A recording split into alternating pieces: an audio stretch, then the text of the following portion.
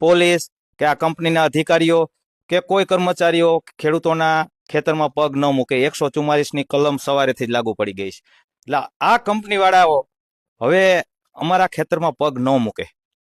અમને ગાંધીનગરમાં નથી જવા દેતા. અમે શાંતિથી રેલી કાઢવાની કોશિશ ઘણી વખત કરેલી, તો અમે હજી અહીંયા ઊભા હોય ત્યાં જ અમને પોલીસ ડબ્બા ભરી લે છે.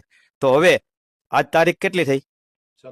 16 સવારે 17/7/2026 અને શુક્રવાર સવારેથી કોઈ ખેતરમાં, ગુજરાતભરમાં કોઈ ખેતરમાં પોલીસ કે આ કંપનીના અધિકારીઓ કે કોઈ કર્મચારીઓ ખેડૂતોના ખેતરમાં પગ ન મૂકે. 144ની કલમ સવારેથી જ લાગુ પડી ગઈ છે. જો હવે અમારા ખેતર રાજકારણીઓ માટે કોઈ માટે નહીં, અમારે એના ઈ આકાર બુથિયાઓના તો મોઢા નથી જોવા.